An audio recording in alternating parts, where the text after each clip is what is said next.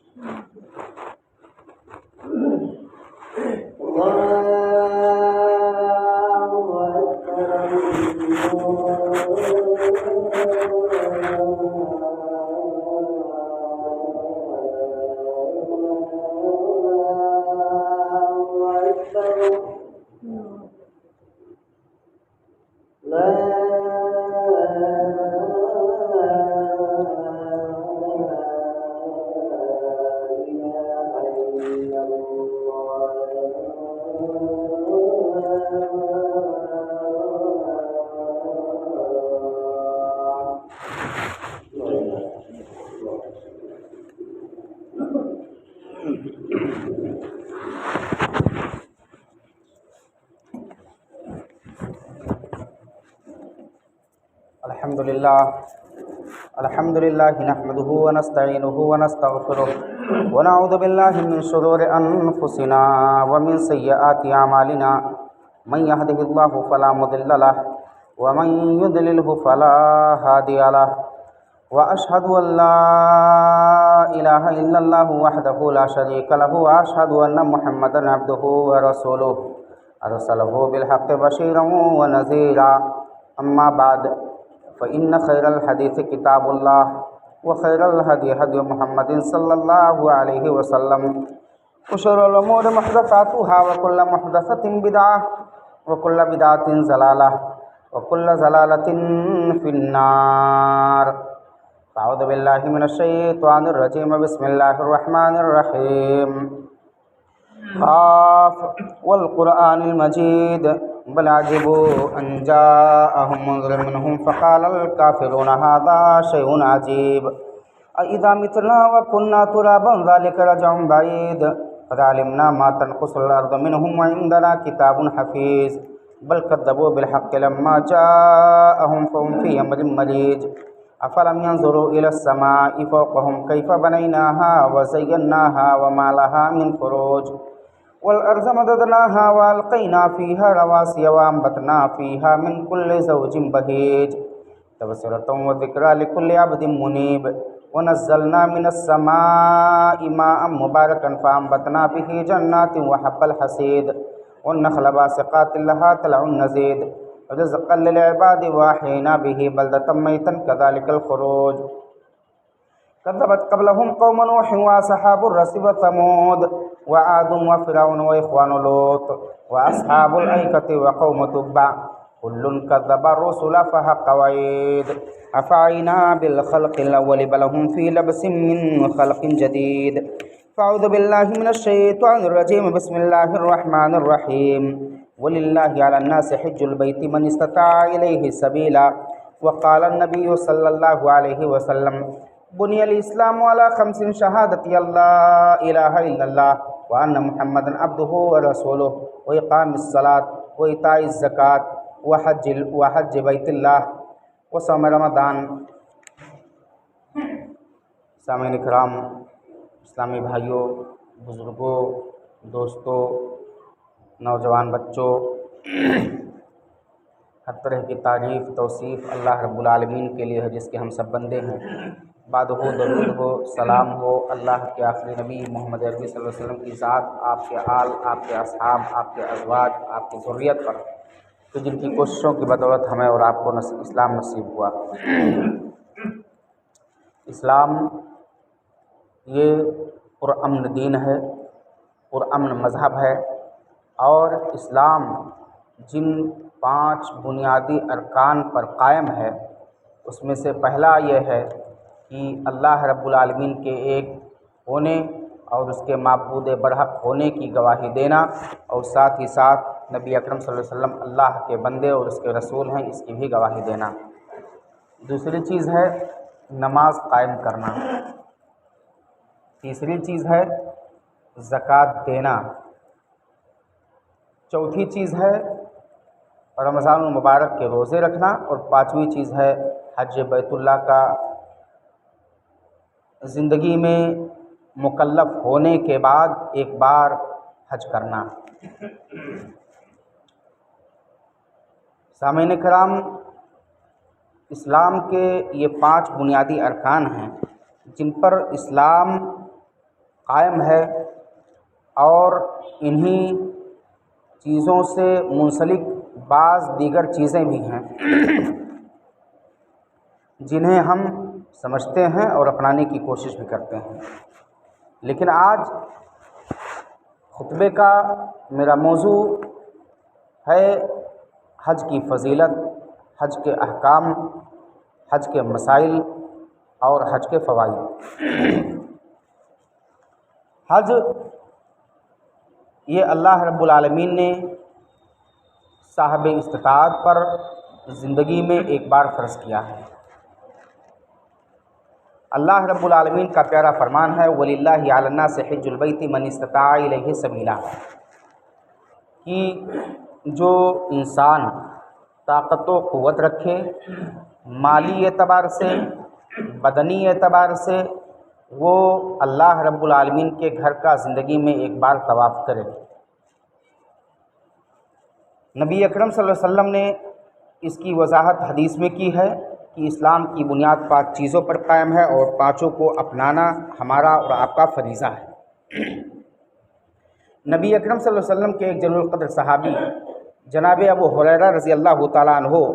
یہ بیان کرتے ہیں کہ رسول اللہ صلی اللہ علیہ وسلم ایک بار ہم سے خطاب کر رہے تھے، اور خطاب کے درمیان نبی اکرم صلی اللہ علیہ وسلم نے بہت ساری چیزوں کو بتلایا. ان میں سے ایک چیز یہ بھی بتلایا کہ ایھا الناس قد فرض اللہ علیکم الحج فحجوا. آپ نے کہا کہ اے لوگو، تمہارے اوپر حج کو فرض کیا گیا ہے، لہٰذا تم حج کرو. نبی اکرم صلی اللہ علیہ وسلم کا اتنا فرمانا تھا کہ ہماری جماعت میں سے ایک صاحب اٹھے اور انہوں نے نبی اکرم صلی اللہ علیہ وسلم سے ایک سے زائد بار سوال کیا کہ نبی اکرم صلی اللہ علیہ وسلم کیا یہ حج ہر سال فرض ہے یا زندگی میں ایک بار فرض ہے؟ کیا کہنا چاہ رہے ہیں؟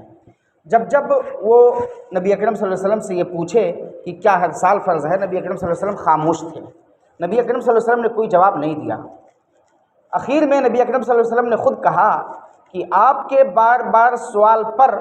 اگر میں جواب دیتا، ہاں کہہ دیتا، تو یہ حج زندگی کے ہر سال پر فرض ہو جاتی، لیکن میں خاموش رہا۔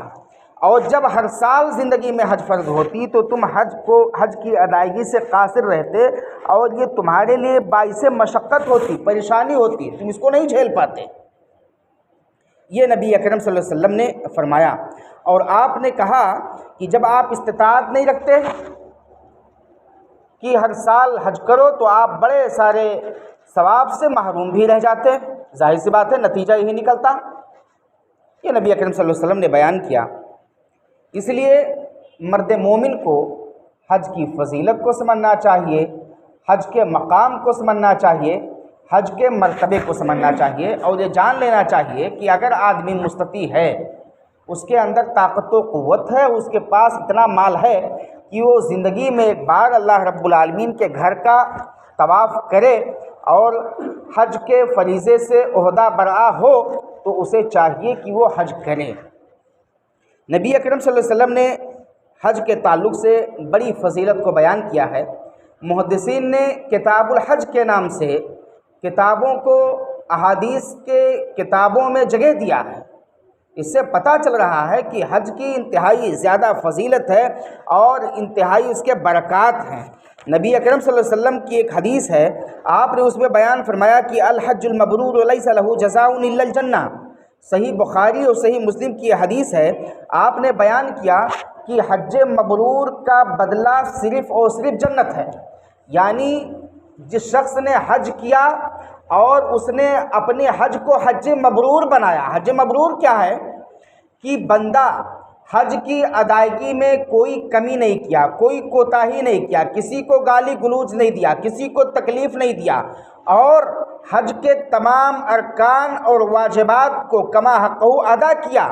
اور حج کے تمام آداب کو ملحوظ خاطر رکھ کر کے اپنی پاک رزق کو اللہ رب العالمین کے راستے میں پیش کرتے ہوئے، اس کو استعمال کرتے ہوئے بندے نے اللہ رب العالمین کے گھر کا حج کیا، تو اس کا فائدہ کیا ہوتا ہے کہ اس کی حج قبول بھی ہوتی ہے اور اللہ رب العالمین اس بندے کو جنت دیتا ہے۔ ایسے ہی حج مبرور کا ایک مطلب یہ بھی بیان کیا جاتا ہے کہ جس بندے کا حج قبول ہوتا ہے، وہ بندہ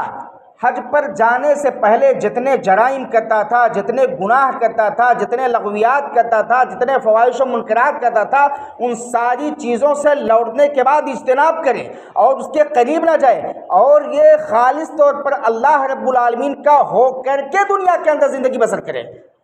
اب یہاں اس توضیح اور نبی اکرم صلی اللہ علیہ وسلم کی حدیث کو سامنے رکھتے ہوئے ہم میں سے جن لوگوں نے حج کیا ہے وہ اپنے آپ کو ٹٹولیں، اپنے آپ پر نظر ثانی کریں، اپنے آپ کا محاسبہ کریں کہ ہم نے حج کیا اور حج کی ادائیگی کو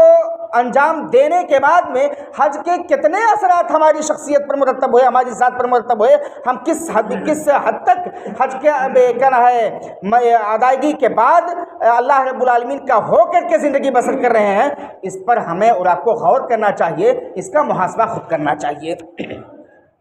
نبی اکرم صلی اللہ علیہ وسلم نے ایک دوسری حدیث میں بیان کیا کہ جو بندہ حج کرتا ہے تو اللہ رب العالمین اس کے حج کرنے کی وجہ سے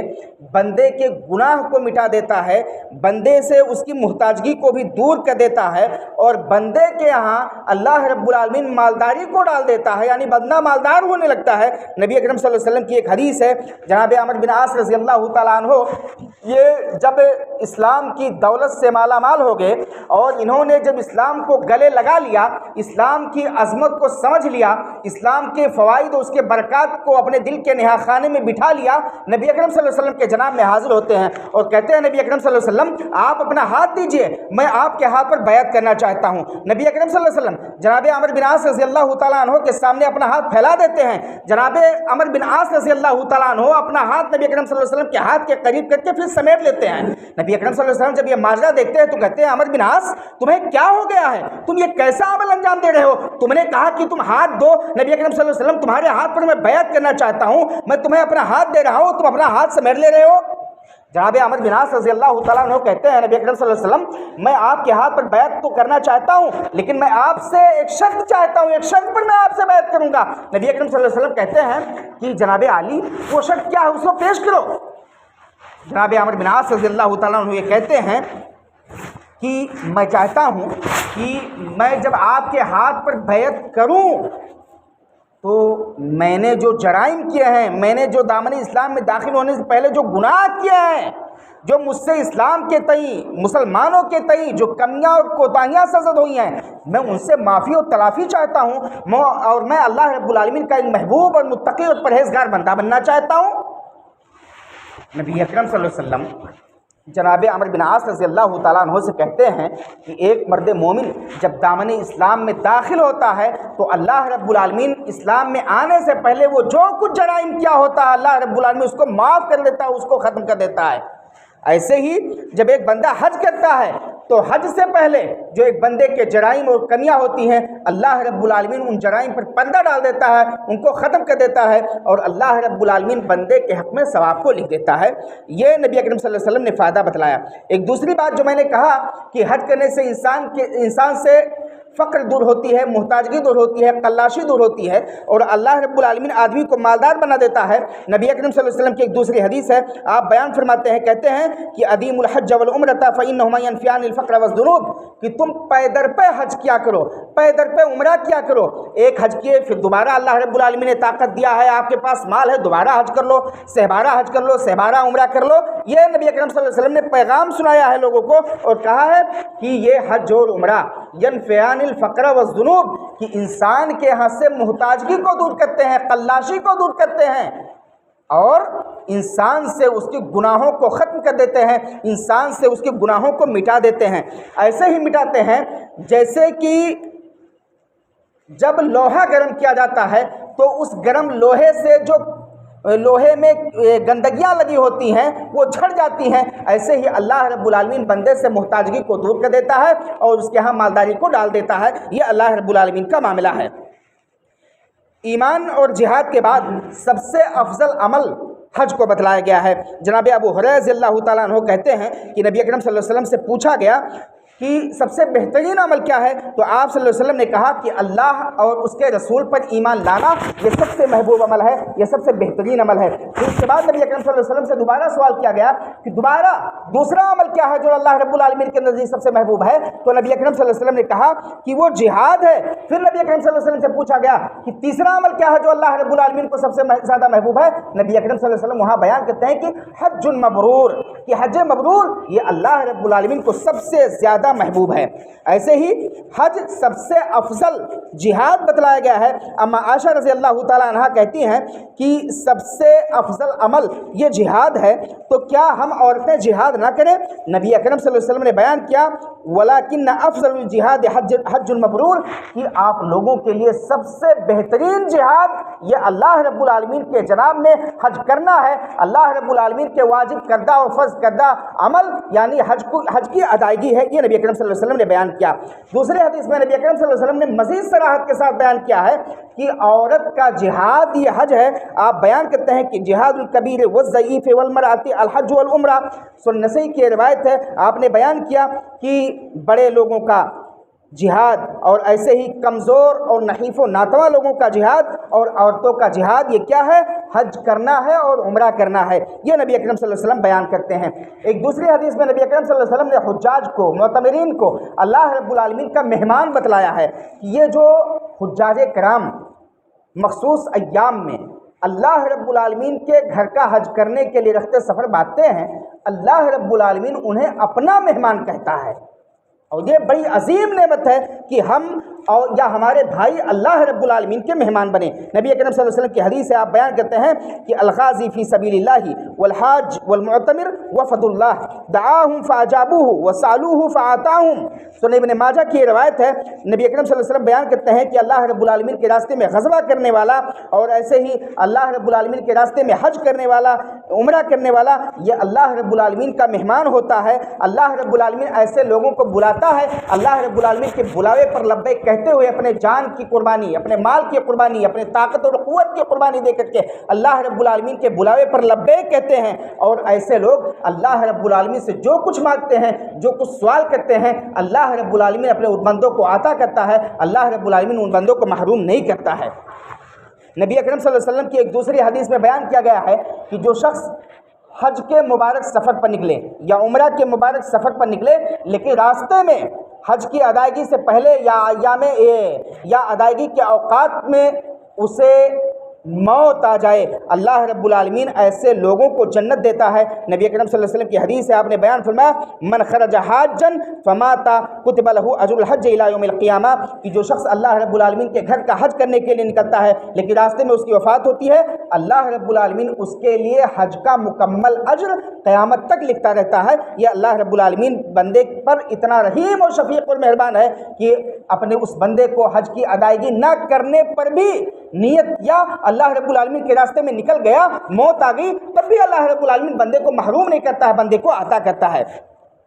حج کی فضیلت انتہائی زیادہ ہے۔ جناب عبداللہ بن عمر رضی اللہ تعالیٰ عنہ سے مروی ہے، کہتے ہیں کہ رسول اللہ صلی اللہ علیہ وسلم نے بیان فرمایا کہ جب ایک بندہ حج کا قصد کرتا ہے اور حج کا قصد کر کے اللہ رب العالمین کے گھر کا طواف کرنے کے لیے وہ روانہ ہوتا ہے، اللہ رب العالمین کی شفقت دیکھیے بندے کے تئیں کہ اللہ تعالیٰ بندے کے ہر قدم پر ایک نیکی لکھتا ہے، ایک گناہ بندے سے ٹال دیتا ہے اور جنت میں ایک درجے کو بلند کرتا ہے۔ یہ اللہ رب العالمین کے محبوبیت کی دلیل ہے بندے کے تئیں۔ اور پھر اس کے بعد اللہ رب العالمین کہتا ہے کہ جب میرا بندہ مقام عرفہ میں جا کر کے وقوف کرتا ہے اور وہاں میرے سامنے دستے سوال کو دراز کرتا ہے تو اللہ رب العالمین کیا کہتا ہے؟ فرشتوں کو مخاطب کرتے ہوئے کہتا ہے کہ اے میرے فرشتوں، دیکھو میرے بندے دنیا کے کس کس خطے سے سفر کر کے آئے ہیں اور میرے سامنے دستے سوال دراز کر رہے ہیں۔ اے میرے فرشتوں، دیکھو کہ میرے بندے پراگندہ حال میں ہیں، ان کے جس پر بہترین کپڑے نہیں ہیں، صرف دو لباس میں ملبوس، ایک چادر اور ایک لنگی، ان دو لباس میں ملبوس ہو کر کے میرے سامنے اپنے دستے سوال کو دراز کر رہے ہیں، مجھ سے مانگ رہے ہیں۔ سنو میرے فرشتوں، تم جان لو کہ میرے بندے میری رحمت کے طلبگار ہیں، اور جب میرے بندے میری رحمت کو طلب کر رہے ہیں، دنیا کے مختلف خطوں سے آ کر کے یہاں اکٹھا ہوئے ہیں، تو سن لو ایک بات اور جان لو کہ اگر ان بندوں نے مجھے دیکھا ہوتا، یہ بغیر دیکھے مجھ سے اتنی محبت کر رہے ہیں، مجھ سے اتنی رحمتیں چاہتے ہیں، اگر ان لوگوں نے مجھے دیکھا ہوتا تو ان کی حالت کیا ہوتی، ان کی کیفیت کیا ہوتی۔ پھر اللہ رب العالمین کہتا ہے کہ اگر میرے بندوں کے گناہ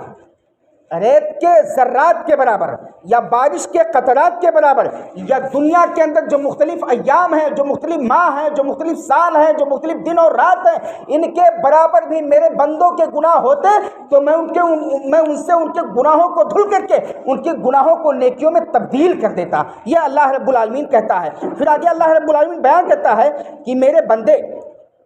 جب جمرات پر جاتے ہیں اور جمرات پر جانے کے بعد کنکریاں مارتے ہیں تو میں بندوں کے نیکیوں کو ذخیرہ بنا دیتا ہوں، ذخیرہ اندوزی کر دیتا ہوں بندے کے لیے۔ اور پھر میرے بندوں کا معاملہ کیا ہوتا ہے کہ جب یہ جا کر کے اپنے سر کو مڑواتے ہیں تو میں ہر بال کے بدلے اپنے بندے کے حق میں ثواب لکھتا ہوں۔ اور پھر اس کے بعد جب میرے بندے آخری طواف کرتے ہیں تو میں اپنے بندوں کو گناہوں سے اس قدر دھل دیتا ہوں، گناہوں سے اس قدر صاف کر دیتا ہوں، گناہوں سے اس قدر مبرہ کر دیتا ہوں کہ میرے بندے صاف ستھرا ہو جاتے ہیں، ایسے ہو جاتے ہیں کہ رجع کیوم ولدتہ امہ، جیسے ایک شیرخوار بچہ ہے، ایک چھوٹا بچہ ہے کہ ماں کے بطن سے پیدا ہوتا ہے، لیکن جب وہ پیدا ہوتا ہے تو کسی کو دیکھا نہیں ہوتا ہے، کسی سے اس کی شناسائی نہیں ہوتی ہے، کسی کو وہ پہچانتا نہیں ہے، کوئی گناہ نہیں کیا ہوتا ہے، کوئی عمل انجام نہیں دیا ہوتا ہے۔ اپنے بندے کو جب یہ حج کے مکمل ارکان کی ادائیگی کر لیتا ہے تو میں اپنے بندے کو ایسے ہی مبرہ اور صاف کر دیتا ہوں۔ یہ اللہ رب العالمین کی عظیم رحمت کی دلیل ہے۔ لیکن ہمیں اور آپ کو ایک بات اور سمجھنا چاہیے کہ جب بھی ہم میں سے کوئی شخص اللہ رب العالمین کے گھر کا طواف کرنے کا ارادہ رکھے تو اسے چاہیے کہ اپنی نیتیں خالص کرے۔ اگر ہماری نیتیں درست نہیں ہوں گی، ہمارے اچھے اعمال میں دکھاوا ہوگا، ریاکاری ہوگی، یقین جانے کہ ہمارا عمل اچھا نہیں ہوگا، اور اللہ رب العالمین کے جناب میں وہ ہمارا عمل جو ہم نے دکھاوے کے لیے کیا ہوگا، جس میں ہماری مکاریاں ہوں گی، اللہ رب العالمین اسے مار دے گا، اسے پھینک دے گا، وہ اس عمل کو دھکار دے گا اللہ رب العالمین۔ یہ اللہ رب العالمین کا معاملہ اور مسئلہ ہے ہمارے اعمال کے تئیں، ان اعمال کے تئیں جسے ہم یا ہمارے دوسرے بھائی دکھاوے کے لیے کرتے ہیں۔ تو ہم اتنے اچھے عمل، اگر اتنا اچھا عمل انجام دیں تو اس میں اللہ رب العالمین کی رضا، اللہ رب العالمین کی خوشنودی، اللہ رب العالمین کی چاہت، اللہ رب العالمین کا تقرب حاصل کرنے کے لیے عمل انجام دینا چاہیے۔ ایسے ہی ہم میں سے جو بھی شخص جب بھی اللہ رب العالمین کی رضا کے لیے کوئی نیک عمل کرنا چاہیں، کوئی اچھا عمل کرنا چاہیں، تو انہیں چاہیے کہ اپنے عمل کو اچھا بنائیں۔ کس کے ذریعے سے؟ اپنی مالوں کے ذریعے سے، اپنی جائیداد کے ذریعے سے، کہ ہمارے مال اور جائیداد اور ہمارے جسم میں جو خون ہو یہ سب کے سب صاف ہو، ستھرے ہوں، یہ حلال ہوں، کیونکہ اللہ رب العالمین پاک ہے اور پاکی کو پسند کرتا ہے۔ اگر ہم غلط مال لے کر کے اچھی جگہ پر جائیں گے، وہ ہمارا اچھا عمل اللہ رب العالمین کے ہاں قابل قبول نہیں ہوگا۔ اچھی جگہ پر جانے کے لیے ضروری ہے کہ ہمارے مال بھی اچھے ہوں، ہمارے خون بھی اچھے ہوں، ہماری طاقت و قوت بھی اچھی ہوں، ہماری سوچ اور فکر بھی اچھے ہوں، تب اللہ رب العالمین کی رحمتیں آئیں گی اور اللہ رب العالمین کی برکتوں سے ہم اور آپ محظوظ ہوں گے۔ اللہ رب العالمین کے تعلق سے نبی اکرم صلی اللہ علیہ وسلم نے بیان فرمایا کہ ان اللہ طیب لا یقبل الا طیبا، اللہ رب العالمین پاک ہے اور وہ صرف اور صرف پاکی کو پسند کرتا ہے، ناپاکی کو نہیں پسند کرتا ہے۔ توبہ، ہم اچھے عمل انجام دیتے ہیں لیکن اپنی برائیوں سے توبہ نہیں کرتے ہیں، تو اچھے عمل کے انجام دہی سے پہلے ہمیں اور آپ کو جہاں اپنی نیتوں کو خالص کرنا چاہیے، اپنے مال کو پاک کرنا چاہیے، ایسے ہی وہ جرائم جو ہم نے یا ہم میں سے کسی نے یہ ہے ان سے توبہ اور استغفار کرنا چاہیے، تاکہ اللہ رب العالمین ہم سے ہمارے جرائم کو دور کر دے اور نیکیوں کا خوگر بنا دے۔ ہم اور آپ جس نیکی کو کر رہے ہیں اس نیکی کے کرنے پر جم جائیں اور ڈٹ جائیں، یہ اللہ رب العالمین ہم سے اور آپ سے چاہتا ہے۔ دوسری ایک چیز ہے کہ ہم جو بھی عمل انجام دیں، عبادت ہو، ریاضت ہو، بندگی ہو، اس میں ہمیں شریعت کو اپنے سامنے اسوہ اور آئیڈیل بنانا چاہیے۔ ہم شریعت کے مطابق اپنے عمل کو انجام دیں۔ نبی اکرم صلی اللہ علیہ وسلم نے نماز کا طریقہ بتلایا، ہم نماز پڑھ رہے ہیں نبی اکرم صلی اللہ علیہ وسلم کے طریقے پر۔ زکوٰۃ کا مسئلہ نبی اکرم صلی اللہ علیہ وسلم نے احادیث کی کتاب میں بڑے واضح انداز میں بتلایا ہے، وہاں سے زکوٰۃ کا مسئلہ سیکھیں اور اپنے مالوں کا زکوٰۃ دیں۔ اور دیگر عبادتیں، حج کا معاملہ ہے، روزے کا معاملہ ہے، یہ ساری چیزیں ہم کتاب و سنت سے سیکھیں اور کتاب و سنت کی روشنی میں ان اعمال کو انجام دیں، تب اللہ رب العالمین ہمارے عملوں کو قبول فرمائے گا۔ حج ایک محبوب عمل ہے، اسلام کے 5 بنیادی ارکان میں سے ایک رکن ہے، لیکن اس کی ادائیگی کے کچھ شرائط ہیں۔ سب سے پہلا شرط یہ ہے کہ وہ مرد دامن اسلام میں داخل ہو جائے، یعنی یہ صرف مسلمان کے لیے ہے، غیر مسلم اگر یہ عبادت کرنا چاہتا ہے تو اللہ رب العالمین نہ اس سے اس چیز کو طلب کیا ہے نہ اس سے اس چیز کو قبول کرے گا۔ مسلمان کے لیے ہے یہ حج۔ صاحب اسلام جب اسلام کے اندر داخل ہو جائے، اپنی نیتوں کو خالص کر کے، اپنے مالوں کو پاک کر کے اللہ رب العالمین کے اس فریضے کی ادائیگی کرے جسے اللہ رب العالمین نے فرض کیا ہے۔ ایسے ہی جو شخص یہ عمل انجام دینا چاہتا ہے، حج کرنا چاہتا ہے، اس کے لیے ضروری ہے کہ وہ عقل مند ہو، پاگل نہ ہو، مجنون و دیوانہ نہ ہو، کیونکہ اگر وہ پاگل ہوگا تو شریعت کی نظر میں پاگل ان اعمال کا مکلف نہیں ہے۔ شریعت پاگلوں سے، مجنون سے، دیوانہ سے شریعت کے اعمال کو طلب نہیں کرتی ہے، اس لیے پاگل اور مجنون پر حج فرض نہیں ہے، بلکہ صاحب حج کو، حج کرنے والے کو عقل مند ہونا چاہیے۔ ایسے ہی ایک اور چیز کہ وہ شخص بالغ ہو، بالغ شخص سے یہ چیز مطلوب ہے۔ لیکن چھوٹا بچہ بھی اگر اس کے والدین اپنے چھوٹے بچے کو حج کرانا چاہتے ہیں تو وہ حج کر سکتا ہے، لیکن بالغ ہونے کے بعد اس سے فریضہ ثابت نہیں ہوتا ہے۔ بالغ ہونے کے بعد اگر اللہ رب العالمین بندے کو طاقت و قوت دیتا ہے اور اس کے پاس مالی اور بدنی سہولتیں موجود ہیں تو وہ دوبارہ اللہ رب العالمین کے پاس جائے اور اس فریضے کو ادا کرے۔ ایک اور چیز آزادی، غلام کے لیے حج نہیں ہے، لیکن اگر غلام کو اس کا آقا حج کروانا چاہتا ہے تو وہ حج کر سکتا ہے۔ ایسے ہی آزادی،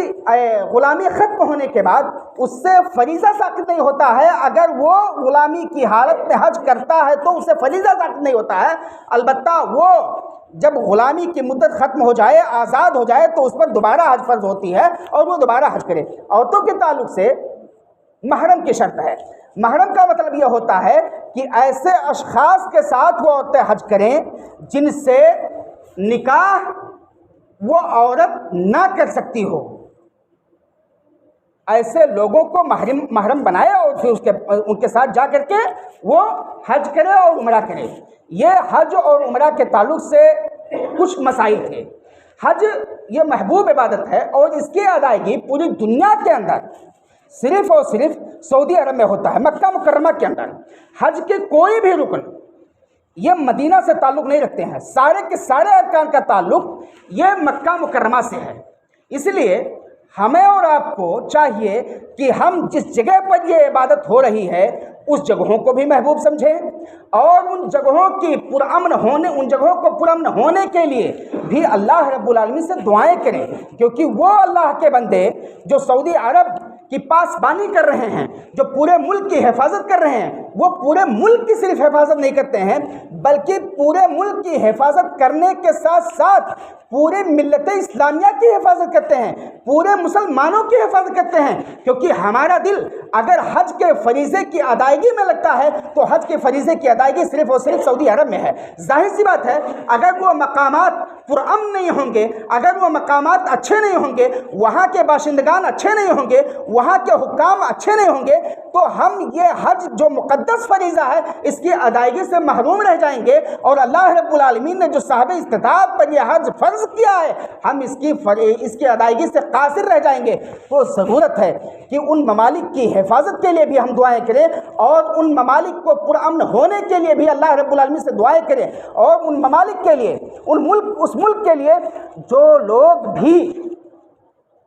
دامے درمے قدمے سخنے اپنا تعاون پیش کرتے ہیں، چاہے اپنے تحریر کے ذریعے سے، چاہے اپنی تقریر کے ذریعے سے، چاہے اپنی خطابت کے ذریعے سے، یا جس بھی طرح سے، ان کے لیے بھی دعائیں کریں کہ اللہ رب العالمین ایسے لوگوں کو توفیق دے کہ وہ ایسے ممالک جو دین پسند ہیں، دین کا کام کرتے ہیں، توحید کا زمام جن کے ہاتھوں میں ہے، قرآن و سنت جن کے ہاں عظیم شناخت ہے اور قرآن و سنت کے مطابق جن کے فیصلے ہوتے ہیں، اللہ رب العالمین تو ایسے اشخاص کو، ایسے افراد کو، ایسے ممالک کو قائم و دائم رکھے۔ ایسے ہی ہم دعائیں کریں کہ اللہ رب العالمین سعودی عرب کو پرامن بنا دے۔ اللہ رب العالمین سعودی عرب کے خلاف جو لوگ طعن و تشریح کر رہے ہیں، جو لوگ فپتیاں کس رہے ہیں، چاہے ہم میں سے بعض فرقے ہوں، مسلمانوں کا نام لینے والے، مسلمان کہنے والے، اپنے آپ کو اسلام کا دم بھرنے والے، بعض ایسے فرقے ہیں جو ہمیشہ اپنا کچھ کام کریں نہ کریں، اللہ کی عبادت کریں نہ کریں، لیکن سعودی عرب کے یہاں کیڑے نکالنے کی کوشش کرتے ہیں، ان کی کمیوں کو تلاشتے ہیں، اور ان کی معمولی کمیاں جب ان کو نظر آتی ہیں تو اس کو اتنا بڑا بنا کر کے اچھالتے ہیں، ایسا پیش کرتے ہیں کہ ایسا لگتا ہے کہ وہ اللہ رب العالمین کے بندے نہیں ہیں، وہ انسان نہیں ہیں، بلکہ وہ فرشتے ہیں، جن کا معاملہ یہ ہے کہ فرشتے خطائیں نہیں کرتے ہیں تو سعودی عرب کے باشندگان سے خطائیں کیوں سرزد ہو رہی ہیں۔ ایسے لوگوں کے تعلق سے ہمیں اور آپ کو توفیق کی دعا کرنی چاہیے، توفیق طلب کرنا چاہیے کہ باری تعالیٰ ایسے افراد جو سعودی عرب کے خلاف بھوکتے ہیں، اسلام کے خلاف بھوکتے ہیں، مسلمانوں کے خلاف بھوکتے ہیں، اللہ رب العالمین تو انہیں اسلام کو سمجھنے کی توفیق دے، اسلام کی تعلیمات کو سمجھنے کی توفیق دے، دامن اسلام میں مکمل طور پر داخل ہونے کی توفیق دے اور اسلامی تعلیمات پر عمل کرنے کی توفیق دے۔ باری تعالیٰ سعودی عرب کو توفیق دے کہ وہ اسلام کے تئیں، مسلمانوں کے تئیں جو بھی خدمات انجام دے رہے ہیں، جس انداز میں بھی انجام دے رہے ہیں، باری تعالیٰ تو انہیں مزید در مزید اسلام کے تئیں اپنی خدمات کو انجام دینے کی توفیق دے۔ آمین۔ بارک اللہ لنا ولکم فی القرآن العظیم ونفعنی وإیاکم بالآیات والذکر الحکیم، انہ تعالی جواد کریم ملک رؤوف رحیم۔